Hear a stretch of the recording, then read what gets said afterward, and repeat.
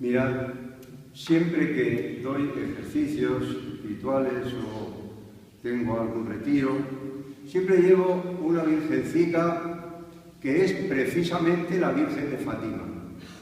O sea que siempre la tengo, que preside en cualquier momento que predico. Por tanto, daros cuenta que para mí no es extraña la Virgen de Fátima, sino que me encuentro muy a gusto bajo la mirada de la Virgen. Pues bien, vamos a comenzar esta preparación que, como ayer decíamos en la misa de la tarde, la Iglesia siempre ha tenido empeño de que al celebrar la Pascua, la Semana Santa, los cristianos tengamos una preparación próxima. Toda la Cuaresma es preparación para celebrar nuestra Pascua, celebrar la Semana Santa. Pero de una manera más intensa debemos también dedicar unos días, porque la celebración del misterio pascual, que es la cumbre de todo el año litúrgico, lleva consigo gracias extraordinarias. La liturgia de la Iglesia no es un representar, no son unas ceremonias como una cosa externa, que debe de salir bien, preparar bien los cantos, todo eso hay que hacerlo, pero darnos cuenta que es presencia de Cristo mismo, presencia de esa realidad que celebramos.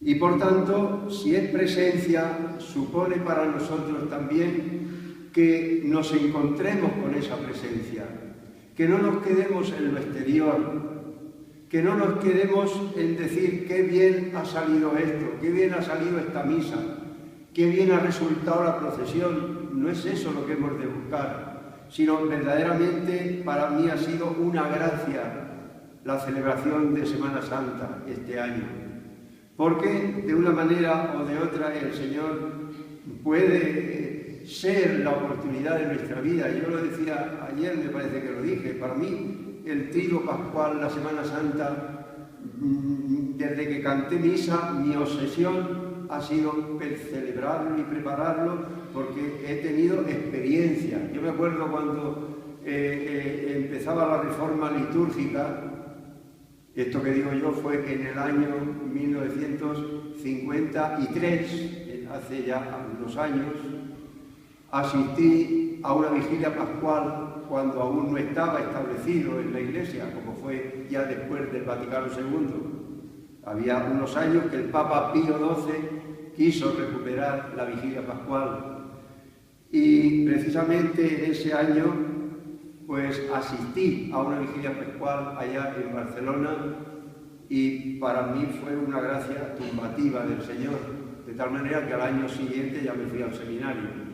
Fue el asistir a aquella vigilia pascual, en que yo entendí por primera vez aquello que era morir al hombre viejo y resucitar con Cristo al hombre nuevo. Yo eso lo entendí aquella noche, y aquello es lo que me movió a querer pues, vivir la vida cristiana como el Señor espera de cada uno de nosotros.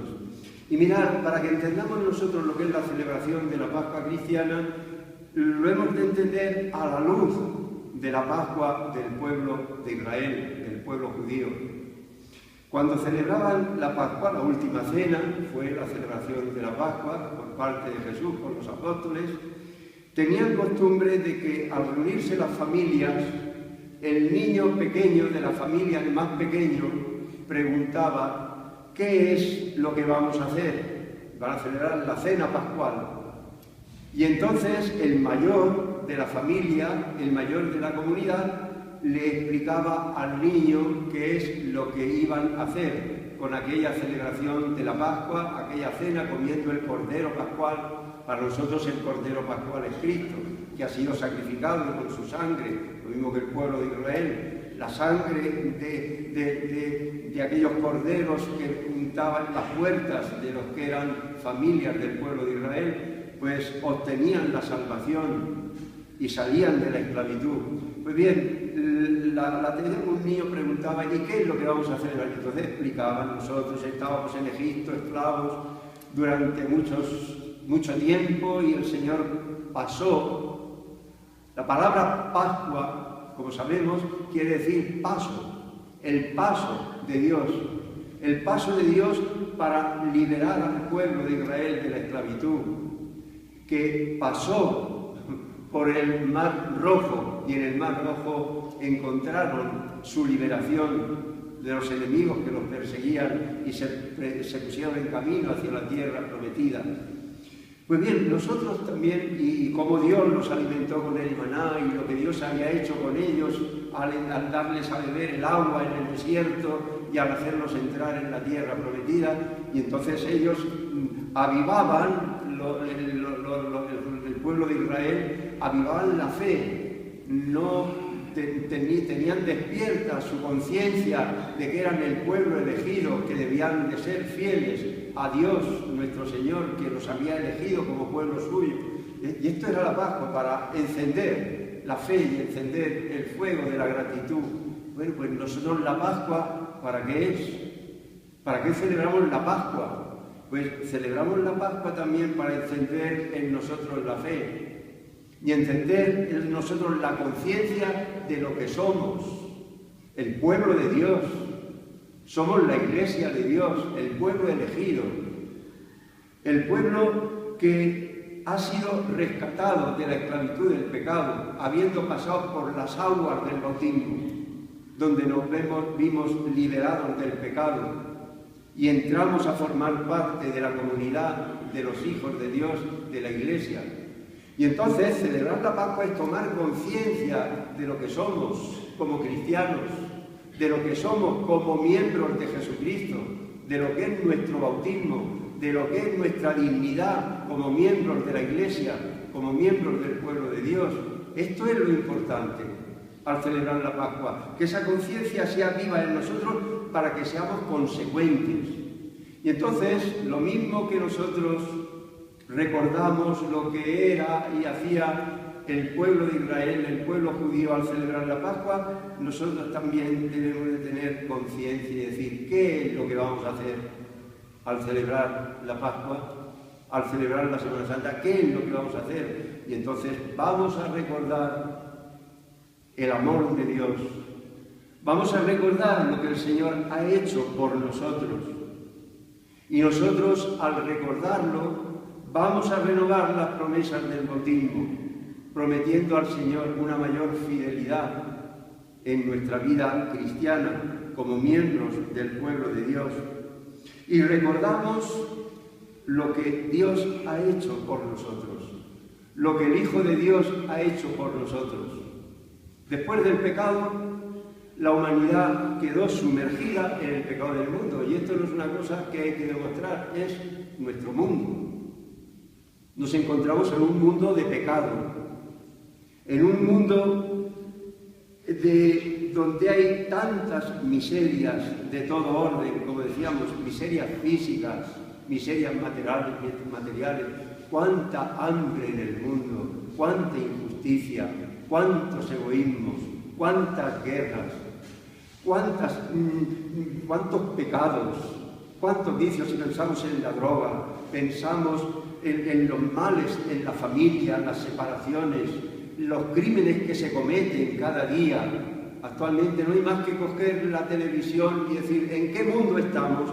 Y ahí todas las noticias que van viniendo, a veces de crímenes, y entonces decimos, bueno, este mundo, Dios, ¿qué ha hecho? ¿Por qué ha hecho este mundo?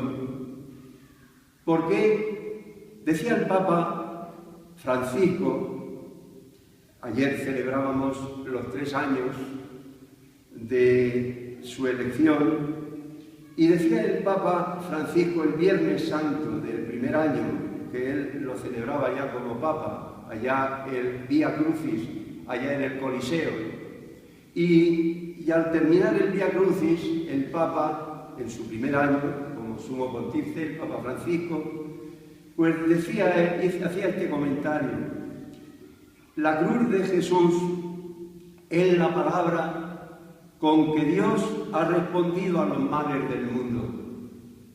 Estos males que hay en el mundo, Dios es indiferente ante el sufrimiento, ante el mal, ante tanto sufrimiento. A veces nos parece que Dios no responde al mal, como si dijera, arreglaros vosotros, yo no me intereso por vosotros. Yo soy feliz en mi felicidad eterna, en mi cielo, pero vosotros no me interesáis. Y parece que podamos decir, dice el Papa, nos parece que Dios no responde al mal, que permanece en silencio. En realidad Dios ha hablado. Dios ha dicho algo ante la realidad de este mundo en que nosotros nos encontramos. Ha respondido y su respuesta es la cruz de Cristo. Una palabra que es amor, misericordia, perdón y también juicio. Dios nos juzga al amarnos. Si acojo su amor, estoy salvado. Si lo rechazo, estoy condenado. No por Él, sino por mí mismo, porque Dios no condena. Él solo ama y salva. Dios no se ha quedado indiferente ante el mal del mundo, ni está indiferente. Y eso lo vemos en la parábola del hijo pródigo. ¿Cómo quedó el padre? Cuando el hijo le dijo al padre, dame la herencia, tú puedes morirte cuando quieras, tú no me interesas, a mí me interesa que me des la herencia para poder disfrutarla yo como me parezca y poder vivir sin que nadie me vigile y tenga que dar cuenta a nadie de lo que hago, tú más bien, padre, me estorbas. ¿Cómo quedó el padre ante esa actitud del hijo? Ya vendrás tú, ya algún día te arrepentirás y entonces, no. Dios, después del pecado, quedó lleno de tristeza al ver la situación del mundo. Y Dios, la situación del mundo, pues era lo que estamos viendo, en lo que cayó. El corazón del hombre, que era el paraíso terrenal no era un jardín, era el estado de santidad en que Dios había creado al hombre. El corazón estaba dominado por una pasión, el amor del Creador, el amor de Dios, al que se le reconocía como padre y como amigo en el estado original. Pero el hombre dio la espalda a Dios, creyó la catequesis diabólica, como decía el Papa Juan Pablo II, la mentira de la serpiente, como nuestro mundo cree la mentira de la serpiente, y de ahí es la fuente de todos los males. Y al dar la espalda a Dios, al perder aquel fuego y aquella luz que Dios le había comunicado, porque el hombre libremente quiso privarse de aquello, al dar la espalda a Dios, entró en el corazón del hombre el desorden de todas las tendencias naturales. Y aquellas tendencias naturales puestas por Dios, la conciencia de la propia dignidad, se convirtió en soberbia. Dios soy yo, Dios soy yo. Y bien el corazón se llena de soberbia y de egoísmo. Yo soy el centro de todo. Y la tendencia al amor humano se convirtió en lujuria, búsqueda del placer egoísta. Y la tendencia a dominar la tierra como mandato del Señor para completar la obra de la creación se convirtió en avaricia, en atesorar millones y millones, acumular mientras otros mueren de hambre. Y del desorden, el corazón, que era el paraíso, se convirtió en una selva, llenos de esa fiera, de la soberbia, de la ira. Y de ahí todo eso se manifiesta en las relaciones del mundo. Este mundo es así. Bueno, pero Dios, ¿qué ha hecho? ¿Qué ha hecho Dios? El padre del hijo pródigo de la parábola se llenó de tristeza. Y cuando llegó el hijo, desbordó su amor. Pues Dios quería desbordar su amor después del pecado, pero no era posible. No era posible. Había la justicia de Dios, en la balanza de la justicia divina se había puesto un peso infinito que fue el pecado de la humanidad. Y entonces Dios, que quería derramar su amor, Dios que quería restituir al hombre en su dignidad primera y salvar al hombre de aquella situación, caída la humanidad en el pecado del mundo, en el mundo que nos encontramos, Dios no podía derramar ese amor prescindiendo de aquella justicia. Era necesario poner un peso de amor equivalente, de amor infinito. Pero ¿quién podía poner un peso de amor infinito en esa balanza?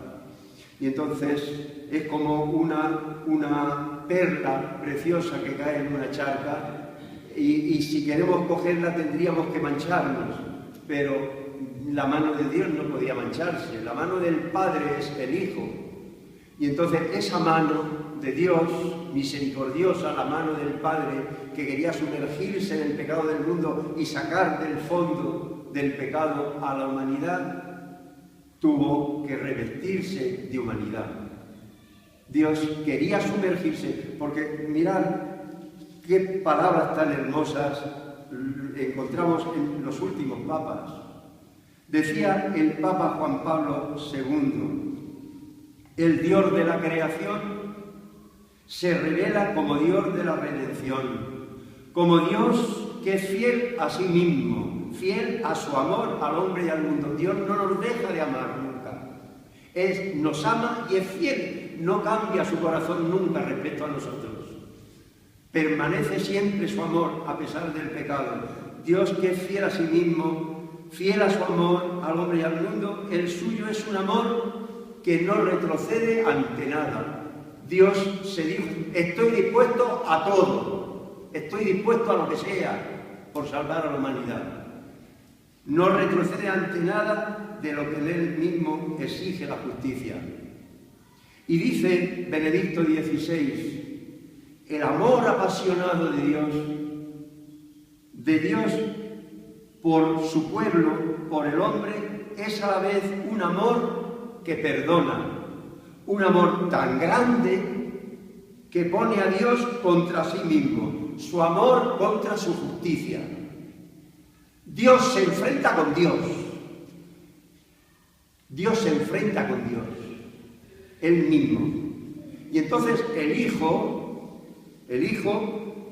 se pone, podemos decir, aquella persona que quiere sacar aquello de la charca, se pone un guante y se sumerge, quedará la suciedad en el guante, pero el brazo no puede ser tocado por el mal. Entonces, Cristo nuestro Señor, al tomar la naturaleza humana, la pasión, ¿qué es la pasión? Pues es la inmersión del Señor hasta el fondo. Decía el Papa Benedicto XVI en una homilía, en su primera venida con la encarnación, el Hijo de Dios quiso compartir plenamente nuestra condición humana, hacerse hombre como nosotros en todo. Naturalmente no convirtió el pecado, pero sí padeció por nuestra salvación todas sus consecuencias. Él sufrió las consecuencias de todo el pecado del mundo al sumergirse en la charca del pecado. Y dice el Papa, la Iglesia revive cada vez la gracia de esa compasión, de esa venida del Hijo de Dios a la angustia humana hasta tocar el fondo. La cruz es la respuesta. Dios se ha hecho hombre y ha tocado el fondo. La muerte, la humillación, el dolor, el rechazo por parte de todos. Y entonces ahí es donde ha manifestado su amor. Él ha llevado a cabo la obra de la redención y podríamos preguntar, ¿y por qué el mundo sigue igual? ¿Por qué sigue el mundo igual? ¿Por qué a pesar de eso que ha hecho el Hijo de Dios, tomando la naturaleza humana para sumergirse en el pecado del mundo, ¿por qué el mundo sigue igual? Pues sencillamente porque los cristianos tenemos nuestra parte. Y si nosotros no colaboramos con la obra de la redención, que para eso nos bautizaron, se hace ineficaz en el mundo. Dios ha hecho todo lo que podía hacer y tenía que hacer y quiere hacer, pero el que esa acción de salvación sea eficaz para el mundo depende de nosotros. Y esta es la responsabilidad que los cristianos tenemos. Jesús, cuando tomó el vinagre, el Evangelio de San Juan, la pasión, estando clavado en la cruz, dijo, está cumplido, e inclinando la cabeza, entregó el Espíritu. Es decir, ese espíritu humano de Cristo, de la persona divina del Hijo, de un valor infinito, en un acto de amor, lo que nos ha redimido es el acto de amor con que el Hijo, por amor al Padre, que nos ama y quería derramar su misericordia sobre el mundo, ese acto de amor puso en equilibrio la balanza de la justicia divina. Y en el mismo instante, nos dice el Evangelio, al expirar Jesús y poner ese peso de amor, Él le envió, entregó el Espíritu al Padre, puso en equilibrio la balanza divina, y entonces el Padre rompió las compuertas de la misericordia para derramarla sobre el mundo. Este es el misterio de la redención. Y entonces, al entregar su Espíritu, el Espíritu Santo también lo entregó a la humanidad a través de su cuerpo glorioso. Decía el Papa que ¿por qué Cristo tuvo que sufrir? Decía Benedicto XVI. ¿Por qué era necesario sufrir para salvar al mundo? Era necesario porque en el mundo existe un océano de mal, de injusticia, de violencia. Dios tenía que entrar en este mundo, tenía que sumergirse en este mundo y oponer al océano de injusticia un océano mayor de bien y de amor. Este es el acontecimiento de la cruz. Desde aquel momento, contra el océano del mal, existe un río infinito y como tal siempre mayor que todas las injusticias del mundo. Un río de bondad, de verdad, de amor. Este Dios nos invita, y esta invitación nos la hace ahora al celebrar la Pascua. El Señor nos invita ahora, este año. El Señor nos invita a ponernos a su lado, a salir del océano del mal, del odio, de la violencia, del egoísmo y identificarnos con el río de su amor entrando en él. ¿Por qué tuvo que sufrir? Porque al sumergirse en el pecado del mundo, lo trituró el pecado del mundo. El Padre no castigó a Jesús. La pasión no fue un castigo del Padre, sino que al sumergirse en el mundo, el pecado lo trituró, fue el pecado lo que lo trituró, el cúmulo del pecado de la humanidad entera. Esto es el misterio de la cruz. Ahí está triturado por los pecados, por los míos y por los de cada uno de vosotros. Los pecados que yo he cometido los trituraron en la pasión, lo trituraron, pero precisamente fue ese sumergirse como el Señor sale de ese pecado del mundo glorificado. Este es el misterio pascual.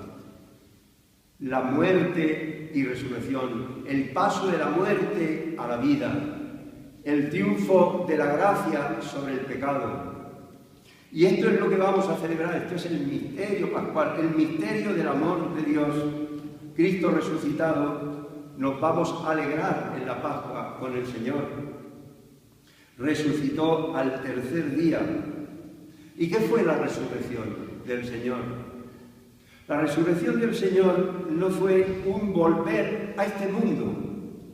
No pensemos que a veces, cuando el Señor hablaba de la resurrección, los saduceos le ponían un ejemplo, aquel que se casó, aquella que eran 7 hermanos y se casó consecutivamente con los 7, pues si hay resurrección, ¿de cuál será mujer? Y el Señor dice, no, si no es eso, no es volver a la realidad de este mundo.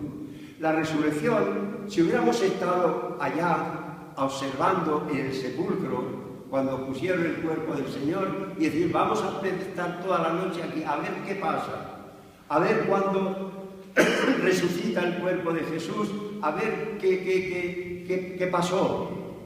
Y si hubiéramos estado allí en el sepulcro, no hubiéramos visto nada. Hubiéramos visto, sencillamente, que en un abrir y cerrar de ojos, aquella venda y aquel sudario como un globo se desinflaba. Se desinflaba. Y aquel cuerpo lleno de las llaves, y aquel cuerpo entraba en una realidad distinta de este mundo. No fue volver aquí, cuando resucita Lázaro, Lázaro volvió aquí y moriría después, lógicamente. Y cuando resucitó al hijo de la viuda de Naín, pues aquel adolescente volvió al mundo, pero la resurrección del Señor no fue volver a este mundo, fue asumir el cuerpo, aquel cuerpo que había nacido de la Virgen Santísima, aquel cuerpo que había sufrido la pasión y había muerto en la cruz. No fue un volver atrás, sino entrar en una realidad distinta. Decía el Papa Benedicto XVI en un programa de televisión del Viernes Santo del año 2011, decía el Papa, no podemos definir el cuerpo glorioso porque está más allá de nuestra experiencia. Hay otro mundo para el ser humano. Nosotros no estamos destinados aquí a este mundo. La razón de existir nosotros no es este mundo. La razón por la que existimos nosotros es porque eternamente hemos de estar sumergidos en la vida íntima de la Santísima Trinidad. Por eso antes tenemos que estar en este mundo. En este mundo comenzamos a existir, pero esto de aquí es provisional. Por tanto, aquella humanidad de Cristo estuvo en este mundo 33 años, según tradicionalmente se dice, pero ese cuerpo humano de Cristo, como el nuestro, una naturaleza humana como la nuestra, entra en una realidad fuera del espacio y del tiempo, una realidad que, como dice el Papa, no podemos definir el cuerpo glorioso porque está más allá de nuestra experiencia. Hay un mundo nuevo, hay una realidad a la que estamos destinados, una nueva vida hacia la que estamos encaminados, decía el Papa. Y estando ya en esta condición, Cristo nuestro Señor se puede dar, a ver y a tocar, como pasó con los apóstoles. Cristo resucitado, el que lo vieran, lo tocaran, tocar y ver mis llagas, pues no es porque estaba en la misma condición de este mundo, sino que aun estando en esa realidad, se pudo dar a los sentidos. Tocar y ver que no soy un fantasma, soy yo, y se sentó y comía con ellos. Es una realidad distinta, no es una reencarnación en otro cuerpo. No, nuestro cuerpo, el de